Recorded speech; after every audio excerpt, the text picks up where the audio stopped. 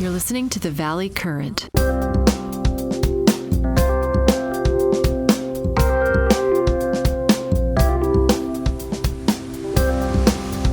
How does a billionaire suffer like an absolute catastrophic public relations disaster in court on a Monday? Right. And then somehow use that exact disaster to secretly win a multi-billion-dollar lawsuit? I mean, it sounds like a riddle or, a massive unforced error by a legal team. Totally. But in reality, it is one of the most sophisticated, calculated legal maneuvers we've seen in modern corporate litigation. Today, we are taking you deep inside the Northern District of California.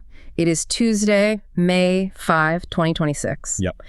And we are currently in the thick of what is undeniably the trial of the century, Musk v. Altman. The big one. Yeah, the big one. And if you have been following the headlines this week, you probably think you know exactly who is winning and who is losing. I mean, the media is painting a very specific picture of the courtroom theater. Oh, absolutely. The surface level narrative is everywhere. But we are going to look at the invisible architecture underneath that theater. Right.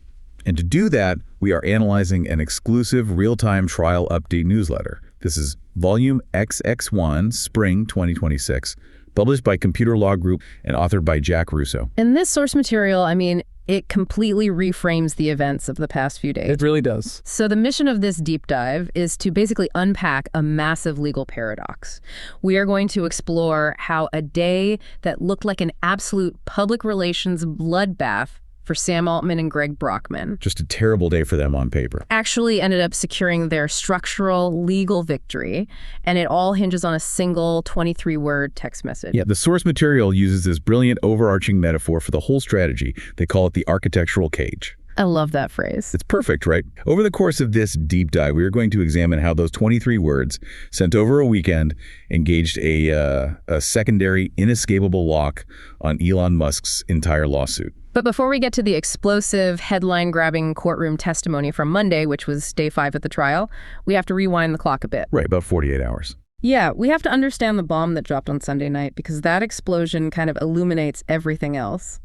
So let's detail the chronology. Put yourself in the shoes of the key players here. Exactly. It is Saturday, April 25, 2026. Which is exactly 2 days before jury selection is set to begin. Right, so the tension has to be, suffocating. The entire tech industry is watching, billions of dollars, and perhaps the future control of artificial intelligence itself are on the line. Unbelievable stakes. And in the middle of that weekend pressure cooker, Elon Musk sends a text message to OpenAI co-founder Greg Brockman. The purpose of the text is to essentially gauge interest in a last-minute settlement. I want to pause there for a second because to a layperson, texting the opposing party 2 days before a trial might seem bizarre. Right, why are you texting the guy you're about to annihilate in court? Exactly. But in high-stakes civil litigation, the eve of trial is actually the most common time for settlements to occur. Oh, yeah, because the abstract theory of a lawsuit suddenly becomes terrifyingly real.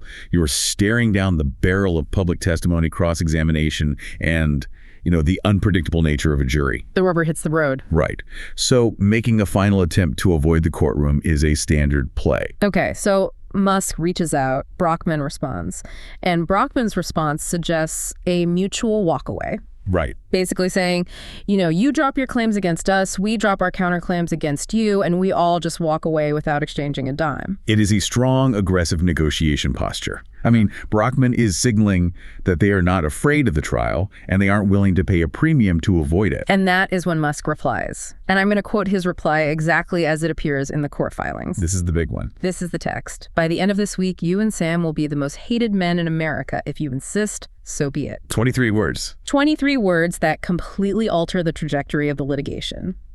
Let's fast forward to Sunday night, the eve of Brockman's highly anticipated testimony. Right. OpenAI's legal defense team is from Wachtell, Lipton, Rosenkatz, which is, widely considered one of the most elite, ruthless corporate litigation firms on the planet. Oh, they are heavy hitters. So they take this Saturday text message and they file it on the public docket. It officially becomes Document 522. And the moment that document hits the electronic docket, the dynamics of the courtroom fundamentally shift. How so? Well, you have to picture the scene on Monday morning when Judge Yvonne Gonzalez-Rogers has to address this filing. She is managing an incredibly volatile trial, and suddenly, the defense is trying to inject a weekend text message into the proceedings. Right. And the judge shuts it down, at least on the surface. Yeah. She refuses to let the jury hear this text message through Brockman's testimony. She basically looks at the Wachtell team and says, you should have submitted this during Musk's earlier testimony, not now. Here is where we have to make a crucial distinction, and it's the first major procedural trap we need to understand. The judge issued a procedural timing denial. She did not issue a merits denial. Okay, break that down for us. What is the practical difference in the mechanics of the trial? It is the difference between a locked door and like a postponed meeting. Okay. If a judge issues a merits denial, she is looking at the actual substance of the evidence and declaring it legally invalid. She would be saying, this violates the federal rules of evidence. It is overly prejudicial. It has no place in this trial, ever. So if that had happened, the text message would be legally dead. Completely dead. It would be scrubbed from the jury's consideration permanently. Wow. Okay. Yes, but a procedural timing denial is entirely different. The judge simply said, you brought this up at the wrong time, through the wrong witness. This is a scheduling issue. Oh, okay. She didn't rule on the underlying legal validity of the text at all. This means the text remains legally viable. It remains on the public docket. And it leaves every doctrinal door open for the Wachtell team to use it later in the trial. Wait, hold on. Let me push back on that strategy for a second. Sure. If Wachtell is this elite, multi-million-dollar legal team, they had to know that dropping a surprise document on a Sunday night, trying to shoehorn it into a different witness's testimony, would likely get rejected by the judge on timing grounds, right? I mean, courts hate procedural surprises. They despise them, yes. But why file it Sunday night at all? Why not just hold it in their pocket until they could introduce it cleanly? That is exactly the question you should be asking. And it reveals the breathtaking tactical brilliance of the move. You are assuming the primary audience for that filing was the jury. It wasn't. It wasn't. Wachtell was playing a multi-dimensional game. By filing it as document 522 on the public docket on a Sunday night, they bypassed the jury entirely and went straight to three far more important audiences. Okay, who are they? The media, the appellate court, and the judge herself. Okay, let's take those one by one. The media. So the newsletter points out that almost immediately after it hit the docket, the 23-word threat was being reported on by CNBC, CNN, Bloomberg, TechCrunch, Law 360. Everyone was talking about it. Everyone. Tim Fernholz from TechCrunch and Brian Fung from CNN were pushing this narrative out globally. Wachtell successfully framed the entire week of the trial before the first witness even sat down. They took control of the narrative. They made Musk look vindictive and coercive before his lawyers could even start arguing their case. Precisely. The second audience is the appellate record. Trials are often just the first battle in a very long war. Right. These things go on for years. Decades, sometimes. Wachtell wants to ensure that if this case is appealed years from now, that text message is officially stamped and preserved in the record, proving the hostile environment they were operating in. Makes sense. And the third audience, the judge. This is the most critical piece. The jury might not see that text message on Monday morning. They might be completely blind to it. Yeah. But Judge Gonzalez-Rogers definitely read it. And as we will unpack later in this deep dive, the jury in this specific trial is largely advisory. The judge is the ultimate fact finder who decides the fate of the core claims. Right. So Wachtell ensured that the person holding the keys to the kingdom saw exactly how Elon Musk was operating in the shadows. The bell has been rung. Even if she excludes it from the jury, the judge knows the threat was made. Exactly. You cannot unring that bell in the mind of an equity judge. So with the massive invisible shadow of that weekend threat hanging over the judge's bench, we move to the actual courtroom action on Monday morning, day 5. And this is where things get really messy. Yeah, because if you were just reading the surface level news alerts, things looked apocalyptic for the defense. The courtroom theater was intense. Elon Musk's lead counsel, Stephen Mollo, called Greg Brockman to the stand, but he called him adversely. What does that mean procedurally? Usually a lawyer calls their own friendly witness to tell a story, and then the other side cross-examines them, right? Normally, yes. But under Federal Rule of Evidence 611C, a lawyer can call witness associated with the opposing party an adverse witness. When you do this, the rules of questioning change. Mollo didn't have to ask open-ended friendly questions. He was allowed to use leading questions right out of the gate. So he could just grill him. He could essentially interrogate Brockman forcing him to yes or no corners. It is designed to be highly aggressive. And Molo used that aggression to drop a series of absolute financial bombshells. Just massive numbers. We need to take our time and unpack the numbers here because the scale of the money involved changes the entire gravity of the trial. Molo gets Brockman on the stand under oath and forces him to admit that his current equity stake in OpenAI is worth somewhere between $20 billion and $30 billion. I really want to emphasize how difficult that number is to conceptualize. It's unfathomable. We are talking about a company that was founded strictly as a nonprofit, open-source research lab. To have a single co-founder sitting on up to $30 billion in personal equity creates a massive dissonance. And Molo knows that dissonance is his best weapon, so he drills deeper. He brings up what Jack Russo's newsletter calls the original sin of this entire saga. This is a great detail. Right. When OpenAI was first established as this pure, benevolent charity for humanity, Brockman publicly promised to make a $100,000 personal donation to help get it off the ground. And Molo forces Brockman to admit, under the glaring lights of the courtroom, that he never actually paid it. He never paid the $100,000. Nope. Let that sink in. He skipped out on the initial $100,000 pledge, but somehow managed to secure $30 billion in equity when the company transitioned to a capped profit model. The optics are devastating. But Molo doesn't stop there. He begins revealing hidden compensation structures. Right. Molo reveals that early on in OpenAI's history, Brockman received a $10 million stake in Sam Altman's personal family office. And for those who might not be familiar with the term, a family office is essentially a private wealth management advisory firm that serves ultra-high net worth individuals. Like their own personal investment bank. Exactly. It manages their investments, trusts, and ventures. So Altman basically gave Brockman a $10 million piece of his own personal investment vehicle. And the critical, damning detail here is that this massive financial transfer was not disclosed to Elon Musk until 2017. And why does that matter? Because at the time of that transfer, Elon Musk was not just an external observer. He was a sitting board member and the principal financial donor to the nonprofit. Oh, wow. So he was completely in the dark. Right. The legal implication Molo is painting is one of secret self-dealing. He is arguing that the executives were enriching each other behind the backs of the board and the donors. And in a case fundamentally built around the breach of a charitable trust, hidden financial entanglements are incredibly toxic. They are fatal if proven. And the hits just keep coming. I mean, Molo forces Brockman to disclose his personal angel investor-style stakes in external tech companies, specifically Cerebra's, CoreWeave, and Helion Energy. The significance of those three companies cannot be overstated. These aren't just random tech startups. No. All three of them have signed major, highly lucrative partnerships with OpenAI. So Molo is sketching out a massive conflict of interest. He's implying that Brockman is personally profiting from the corporate partnerships that OpenAI is signing. He is layering conflict upon conflict, building a narrative of unchecked greed, and then he delivers the emotional gut punch of the morning. Yeah, this was crazy. He pulls up a personal journal entry written by Greg Brockman himself early in OpenAI's history. Yes. Molo reads it aloud to the courtroom. The quote is, "Financially, what will take me to $1. You can imagine the heavy silence in that room.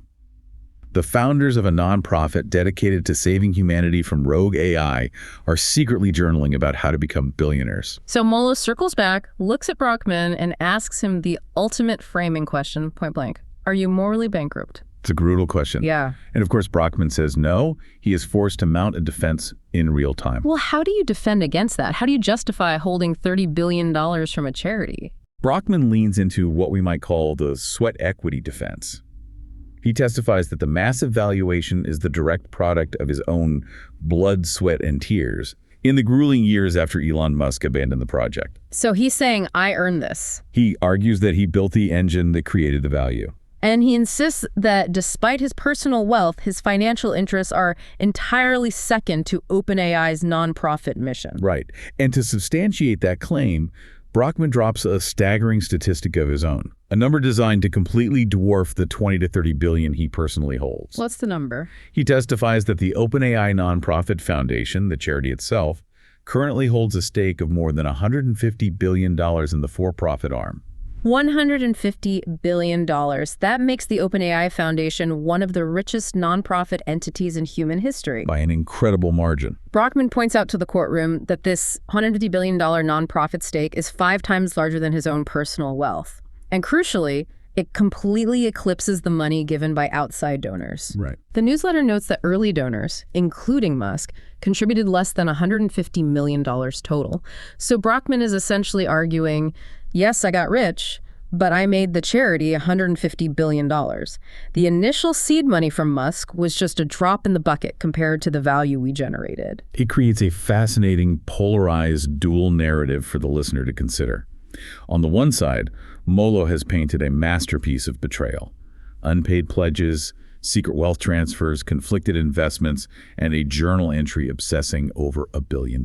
It looks terrible. It looks like the ultimate corruption of a charitable trust. And on the other side, Brockman is painting a picture of unprecedented historic value creation for that exact same trust. Exactly. Here's where it gets really interesting. Let me try to contextualize this with an analogy because the scale is just so hard to grasp. Let's hear it. Imagine you were organizing a small neighborhood charity bake sale to buy books for the local library. You stand up at the community meeting and declare, I'm going to bring $50 worth of premium flour to get this started, but the day of the bake sale arrives and you forget the flour. You never bring it. The original sin. Right. But while you're at the bake sale, you set up a little side table in the back of the tent. You spin off a highly lucrative brownie division, and somehow, through complex legal restructuring, you walk away from the neighborhood charity event with $30 billion in your own pocket. A phenomenal return on investment for a weekend bake sale. Seriously. And when the neighbors find out and they haul you into court calling you morally bankrupt and demanding their cut, your defense is, look, I know it looks bad, but the brownie division was so successful that I legally mandated the charity itself gets to keep $150 billion.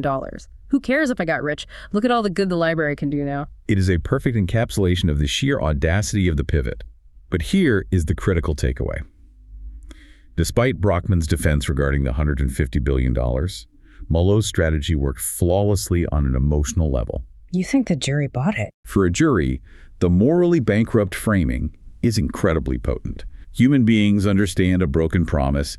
They understand secretly writing, how do I get to $1 billion in a diary? Yeah, that's relatable in the worst way. The optics of day 5 were an undeniable, unmitigated disaster for OpenAI. So this brings us back to our central paradox. If Brockman gets absolutely raked over the coals and the entire world sees him as prioritizing his own billions over the nonprofit mission, how does the Jack Russo newsletter conclude that round 5 still went to Sam Altman and OpenAI? How does a PR disaster win the lawsuit? Because you have to separate the courtroom theater from the doctrinal reality. The testimony that Molo elicited from Brockman is incredibly damaging emotionally. It provides the why for the lawsuit. Okay. It explains why Elon Musk is furious, and it provides compelling narrative for the advisory jury. But Wachtell's Sunday filing of that 23-word text message, that provides the legal how to entirely end the case. So the legal machinery activated by the text message completely overrides the emotional damage of the testimony. Precisely. To understand how a text message can trap a billionaire and dismantle a lawsuit, we have to look at the first of 2 distinct legal avenues OpenAI is pursuing. We can think of this as track 1, the federal rules of evidence, specifically Rule 408. Okay, let's unpack Rule 408, the protection of compromise. Federal Rule of Evidence 408, specifically subsection 2, is a foundational pillar of how civil litigation functions in the United States.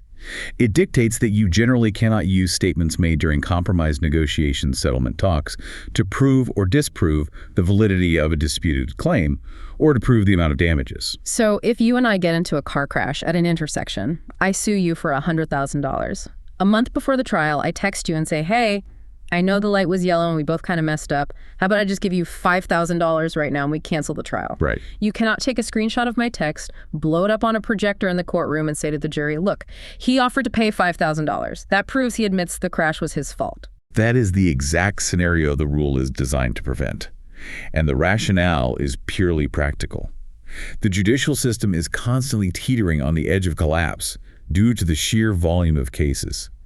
The courts desperately need parties to settle their disputes privately to keep the dockets moving. If every single settlement offer could be weaponized in court as an admission of guilt, no lawyer would ever allow their client to negotiate. It would have a massive chilling effect on compromise.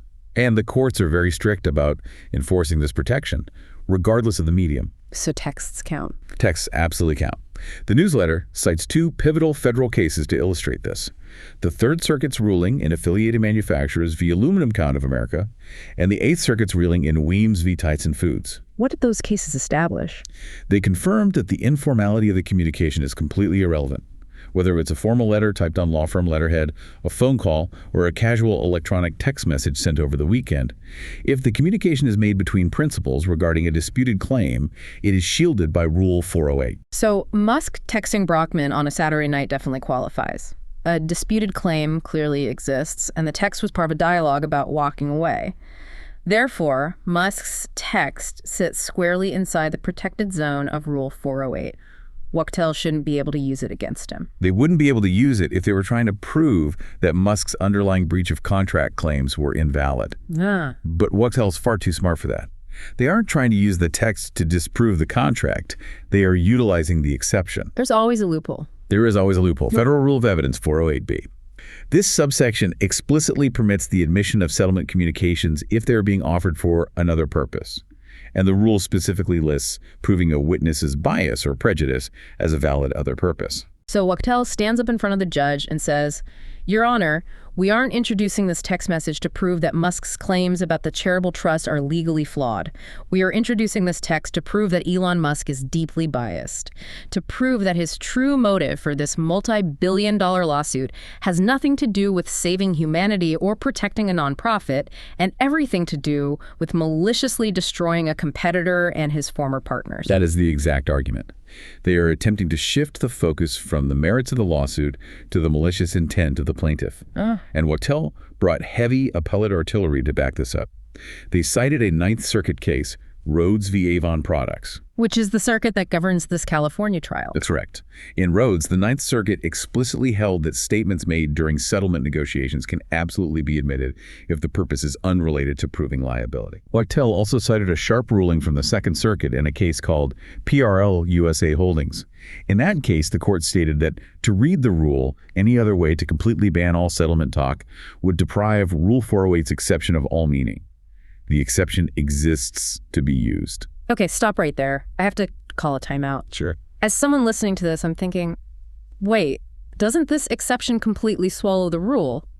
If the whole point is to make people feel safe to negotiate, but opposing counsel can just grab my text message, relabel it as evidence of bias, and show it to the judge anyway, then the protection doesn't really exist. I could reframe almost any aggressive settlement demand as bias. You've hit on the exact philosophical tension that keeps federal judges up at night, and your concern is deeply shared by the courts. The newsletter points out that Wachtell's maneuver is not a guaranteed slam dunk. There is a counterbalance. What is the defense against the bias exception? The newsletter highlights two critical cases: Pierce VFR Tripler from the Second Circuit and EEOC v. Gear Petroleum from the 10th Circuit. In both of these rulings, the appellate judges issued strong warnings. Like what? They cautioned trial judges that the bias exception cannot be allowed to act as a Trojan horse. If the evidence of bias is so heavily intertwined with the core merits of the case that a jury couldn't possibly tell the difference, it must be excluded. Because if a jury hears Musk say, "You will be the most hated men in America," they aren't going to engage in the delicate mental gymnastics of saying, well, I will only use this to weigh his bias, but not his overall liability. No, they're human. Exactly. They're just going to think, wow, Musk is a vindictive bully, and rule against him. The risk of unfair prejudice is astronomically high. I would completely agree with that assessment, which is likely why Judge Gonzalez-Rogers, despite officially citing procedural timing, trusted her judicial instinct to keep that text far away from the advisory jury on Monday morning. The prejudicial risk was simply too hot. But Wachtell still wins here, right? Because even if the jury doesn't see it, we established that the judge did. And there's one more wrinkle the newsletter mentions about the jurisdiction they are in. Yes. This is a crucial, highly technical detail that traps Musk. This trial is happening in the Northern District of California, which falls under the Ninth Circuit. And under federal precedent in this jurisdiction, specifically a case called In Re MSTG, decided by the Federal Circuit, there is no absolute blanket federal privilege that completely shields settlement communications from discovery. What does that mean in plain English? It means that while Rule 408 might limit how the text is used during the trial, it doesn't prevent Wachtell from demanding the text during the pretrial discovery phase. Oh, so they could force him to hand it over. Exactly. Musk couldn't hide it. The text was legally producible. Wachtell legally obtained it, legally filed it on the docket, and made it public. Musk cannot claim that the text itself is a privileged, secret document. The shield of privilege offers him no refuge. So, track 1, the federal rules of evidence loophole is dangerous. Wachtell has successfully put the text into the ecosystem, primed the judge regarding Musk's motives, and preserved it for appeal. But the newsletter suggests that track 1 is just a warm-up. Track 2 is where things become genuinely lethal for Elon Musk. Track 2 is where we leave the relatively polite realm of civil evidence rules, and we cross the border into criminal law. Wait, really? We are talking about extortion. The extortion doctrine, also known in California legal circles as the Flatley trap. The Wachtell team isn't just arguing that Musk's text shows bias. They are laying the groundwork to argue that the 23-word text message is, in and of itself, a crime. This is wild. Let's break down the actual text of the California Penal Code, because the newsletter goes incredibly deep into the specific statutes here. How does a billionaire texting his former partner become a criminal act? We have to build it step by step.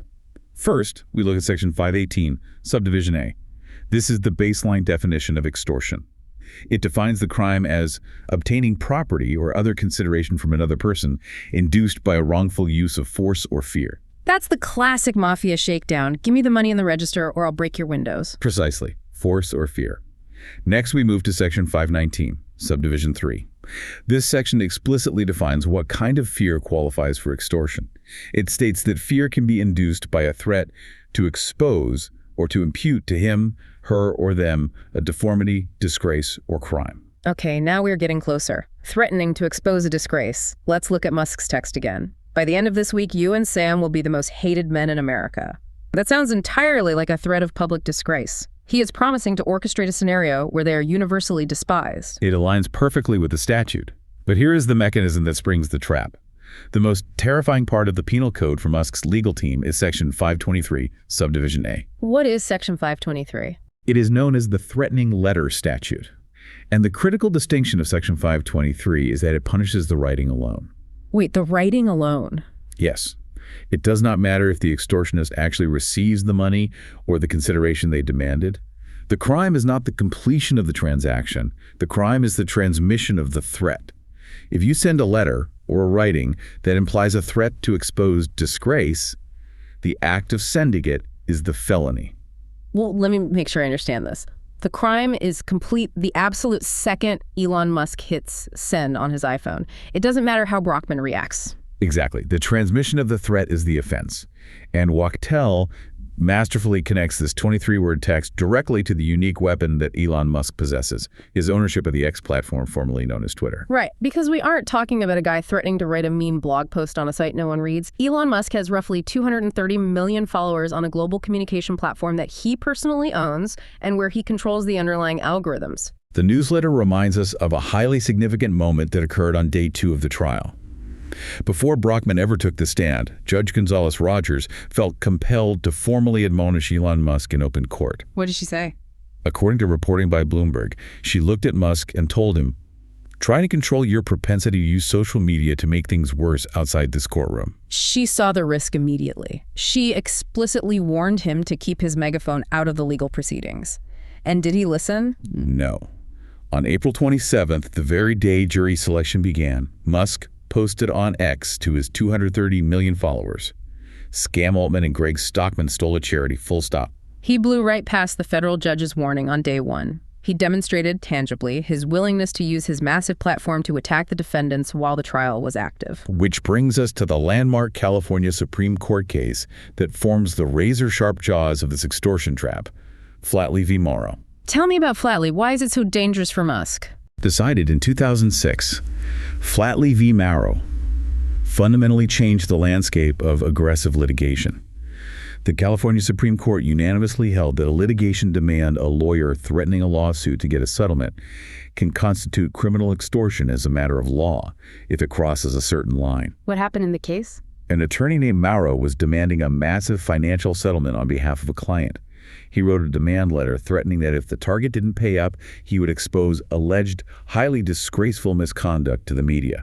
Specifically, Mauro threatened to go to the BBC and German national networks to ruin the target's reputation globally. He was trying to weaponize the international press to force a payout. Yes, and the California Supreme Court ruled that when a threat to expose a disgrace is coupled with a demand for consideration, it is no longer protected legal advocacy, it is extortion. The threat to destroy someone's reputation via the media transforms a settlement and negotiation into a crime. And when you apply that to 2026, the X platform, with Elon Musk at the helm, is the modern, technologically amplified, and frankly far more terrifying analog to a lawyer threatening to call the BBC. It is the BBC on steroids, controlled by one man's fingertips.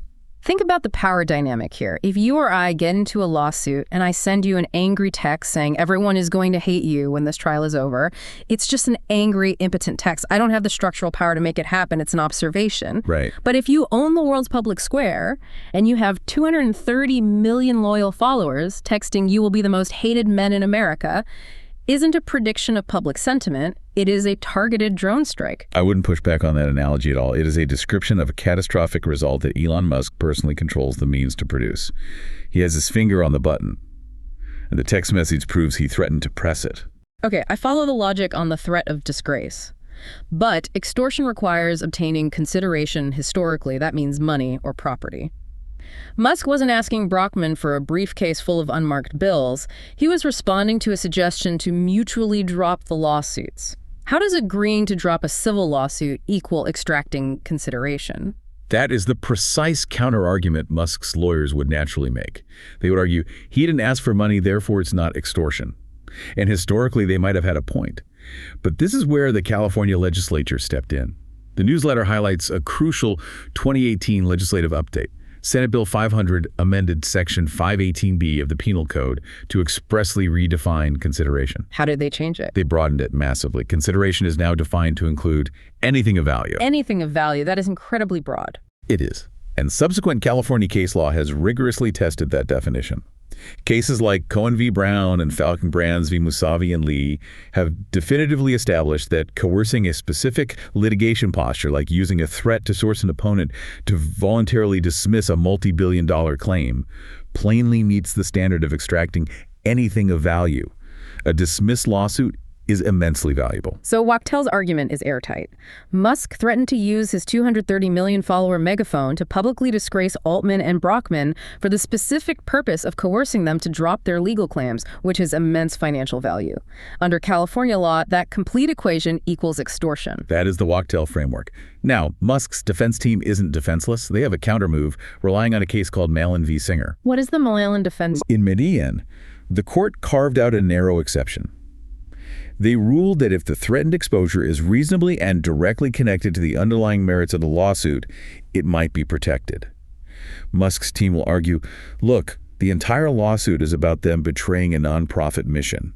Threatening to expose that betrayal isn't extortion. It's just aggressive, zealous advocacy about the core issue of the trial itself. They will argue it's just hardball litigation tactics. Exactly. But Wachtel anticipated that, and they have a counter to the counter. They rely heavily on the Falcon Brands case from 2022, which is currently the plaintiff bar's most potent weapon against aggressive demands. What did Falcon Brands establish? It held that even if the disclosure you're threatening is directly related to the merits of the case, if you threaten an extrajudicial disclosure, meaning you threaten to take the information outside the courtroom and blast it to the public, the media, or third parties, you immediately destroy your litigation privilege. Wow. Yeah, the moment you threaten a public smear campaign rather than a courtroom filing, your aggressive advocacy transforms into criminal extortion. And nothing on earth is more extrajudicial than a tweet to 230 million people. Precisely. Okay, we have outlined these incredibly complex, competing legal theories. It sounds like a fascinating final exam for a law school class on civil procedure. It really does. But we have to ask the practical question, is the threat of extortion or the threat of a criminal referral just high-level legal posturing by Wachtel to scare Musk? Or is this a real, tangible, physical danger in this specific courtroom? To answer that, we cannot just look at the statutes. We have to look at the human being sitting on the bench. We have to look closely at Judge Yvonne Gonzalez-Rogers' track record, because she is definitely not a blank slate when it comes to punishing billionaire tech executives. Which brings us to a fascinating piece of history, the Apple shadow, What happened in Judge Gonzalez Rogers' courtroom in 2025? Just a year ago, on April 30, 2025, Judge Gonzalez Rogers was presiding over another absolute Titan-level tech clash, the massive antitrust litigation of Epic Games v. Apple. A trial with similar global stakes and similar massive egos. Very similar. During that process, she found that an Apple vice president of finance had willfully violated an injunction she had put in place regarding App Store policies. She didn't just fine the executive. She didn't just issue a stern scolding on the record. What did she do? She escalated the matter to the absolute highest level available to her. She drafted a formal referral and sent it straight to the United States Attorney for the Northern District of California, Craig H. Masakian. She asked the federal prosecutor to investigate whether criminal contempt proceedings were appropriate for the Apple executive. She actually initiated the process for a federal criminal prosecution against an Apple VP because he didn't follow her courtroom rules. She did, and her written order from that day is chilling in its absolute clarity. I'll quote it for you. "This is an injunction, not a negotiation. There are no do-overs once a party willfully disregards a court order." No do-overs. That is terrifying for any lawyer to read. Now, I want you to extrapolate the psychological weight of that specific precedent in the current Musk v. Altman courtroom. The Wachtell team didn't even need to explicitly cite the Penal Code extortion statutes in their Sunday brief. They didn't have to spell out Section 523 word for word. They just had to quietly slide the text message onto the docket and step back. Because they know, and Musk's lawyers know, that Judge Gonzalez Rogers has a proven, documented historical willingness to use the institutional channels of the U.S. Attorney's Office to ruthlessly punish out-of-court misconduct. The Apple shadow looms heavily over Musk's entire legal strategy. His team knows she will not hesitate for a second to escalate if she feels the integrity of her judicial process is being threatened by a billionaire trying to play God on social media. So let's step back and look at the entire board. We have the 23-word text message. We have the terrible public optics of Brockman's billions. We have the loopholes in the rules of evidence, the California extortion statutes, and a judge who is not afraid to refer powerful executives to federal prosecutors. How do all of these disparate pieces interlock to actually end a multi-billion-dollar trial? This is where we arrive at the final structure outlined in the newsletter, the architectural cage. Jack Russo lays out how the Wachtell defense has spent months constructing a cage to trap Musk's case, and this text message just engaged the secondary lock. Let's review the foundation of the cage first. Lock 1. Lock 1 is the statute of limitations. We discussed this in prior analyses, but it's vital context. In pretrial orders 3 and 4, Judge Gonzalez Rogers essentially foreclosed the legal theory of continuous accrual for Musk's claims. Can you translate continuous accrual into plain English for us? Certainly. Continuous accrual is a theory where a plaintiff argues, the defendant didn't just hurt me once 5 years ago, they have been continuously hurting me every single day, so the clock on my time limit to sue keeps resetting. Musk needs that theory because his core claims are based on actions that happened during OpenAI's transition period between 2015 and 2019. And the standard statute of limitations would have expired long before he filed his lawsuit in 2024. Exactly. To survive, Musk has to prove that he didn't know and couldn't have reasonably known about the alleged corporate betrayal until 2022 or 2023. But Wachtell has the receipts to prove otherwise. They have a deposition from 2017 where Musk admitted under oath that he's deeply suspicious about OpenAI's direction.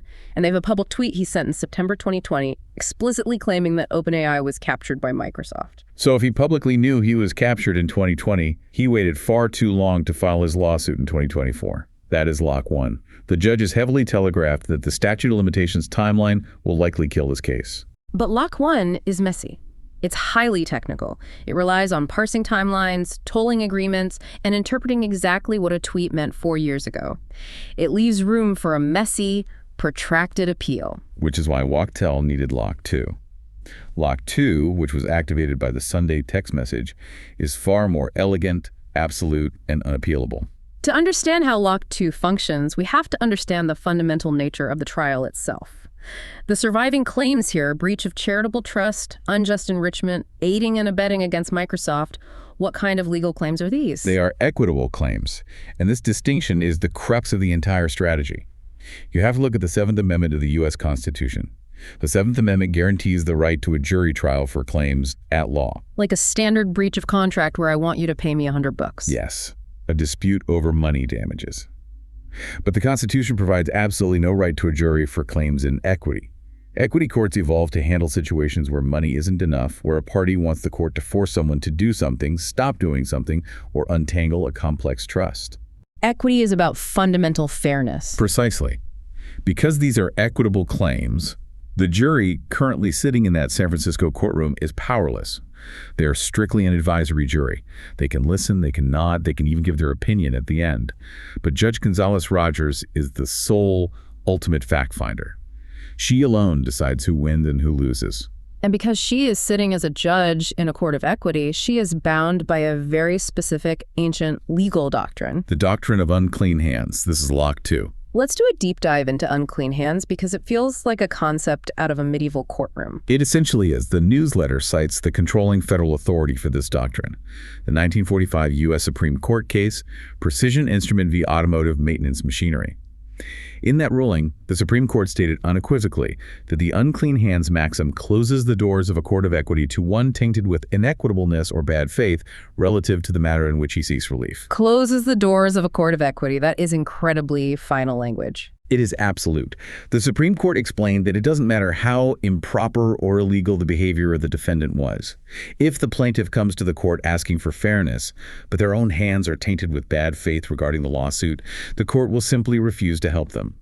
The doctrine reaches any willful act that transgresses equitable standards of conduct. Let me test an analogy on you to make sure I grasp the absolute nature of this. Let's say you steal my wallet. I have you on video stealing my wallet. I sue you in an equity court to force you to return it. But while we were waiting for the trial to start, you look out the window of the courthouse and you see me in the parking lot, actively slashing the tires on your car with a pocket knife to punish you. A very visceral, effective example. When we go before the judge can look at me and say, I don't care if I have video of him stealing your wallet. You are out in my parking lot engaging in vigilante justice and slashing his tires. You have unclean hands. I am tossing your case out of my courtroom. And she can do that completely independent of the merits of the stolen wallet. That is precisely how the doctrine operates. Your bad acts cancel out your right to ask the court for fairness. And California state law provides massive parallel reinforcement for this federal doctrine. The newsletter cites a case called Kendall-Jackson Winery v. Superior Court. What did the California court say? They articulated that any evidence of a plaintiff's unclean hands that affects the equitable relations between the litigants should be available to the court to effect a fair result. Any evidence affecting the equitable relations? So, Weitel has laid out the evidence, the extortion text message. Now, they are setting up the procedural mechanics to spring the trap. They are looking at Federal Rule of Civil Procedure 52C. This is the rule that governs a judgment on partial findings in a non-jury trial. How does Rule 52C work in practice for this specific judge? It gives Judge Gonzalez-Rogers the ultimate judicial off-ramp. If she wants to dismiss this case, she doesn't need to write a massive 80-page ruling detailing the agonizingly complex timeline of the statute of limitations.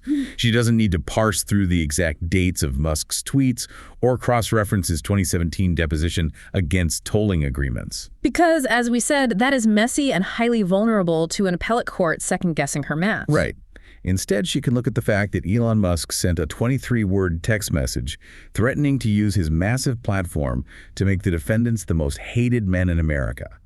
She could determine that this act demonstrated bad faith, abusive litigation tactics, and bordered on criminal extortion to coerce a settlement. She can officially declare that Elon Musk slashed the tires in the courthouse parking lot. Yes. Therefore, Weitel will argue the judge can simply invoke Rule 52C. She can look at Musk's legal team and say, "You have come to my court of equity seeking a fair resolution regarding a charitable trust. But your client has acted with unclean hands by threatening extrajudicial reputational destruction to coerce his opponents. Case dismissed." It is a fatal, completely self-inflicted wound. The 23-word text message handed the judge the key to turn the second lock on the architectural cage. She can use it to dismiss all surviving equitable claims outright, entirely independent of the underlying facts about Brockman's $30 billion, the hidden family office money, or the original founding mission of OpenAI. The merits of the tech debate no longer matter. Wow. Okay, let's pull all of this together. The core takeaway from Jack Russo's analysis of Day 5 is profound. If you were just a casual observer reading the surface-level reporting on Monday, You saw Stephen Mullow absolutely shredding Greg Brockman on the witness stand. You saw the devastating optics of a guy who didn't pay his initial $100,000 charity pledge sitting on $30 billion, all while claiming to be a selfless martyr for humanity's future. It looked terrible for Sam Altman and OpenAI. It was a brutal, grueling day of courtroom theater. The plaintiff's bar got everything they wanted on the record. But in a bench trial governed by the ancient rules of equity, courtroom theater for an advisory jury is nothing more than a sideshow. The real war was won quietly on Sunday night. Elon Musk's extrajudicial text message, threatening to use his unprecedented global megaphone to destroy their public standing, activated the unclean hands doctrine. The elite defense team masterfully filed it, ensured the judge internalized it, and built a secondary lock that allows the court to throw the entire case out without ever having to untangle the complex merits of the corporate betrayal. If you're wondering why you should care about a deep dive into obscure civil procedure and evidentiary loopholes, it is because this trial is an absolute masterclass in how modern legal warfare actually operates at the billionaire tier. It is rarely, if ever, about who has the purest heart, the best intentions, or even the better core argument. It is almost always about who survives the procedural traps. It is about understanding that a billionaire's most powerful asset, his massive, unregulated public megaphone, can be expertly manipulated by opposing counsel to become the exact instrument that legally derails his own case. It's judicial judo, turning their own massive momentum and strength directly against them. It is the defining feature of the architectural cage. Which leaves us with a final, lingering question to mull over as we watch the rest of this historic trial unfold. We are entering a new era of litigation where the plaintiffs own the media platforms. If extrajudicial social media threats sent during a trial become standard grounds for judges to dismiss civil cases using the unclean hands doctrine, does a billionaire's massive public megaphone suddenly transition from being their ultimate weapon into their greatest legal liability if every tweet, post, and text can be framed as coercive extortion by a sharp legal team? Has the ancient machinery of justice finally found a way to neutralize the power of the modern digital oligarch? Tune in next time on The Valley Current.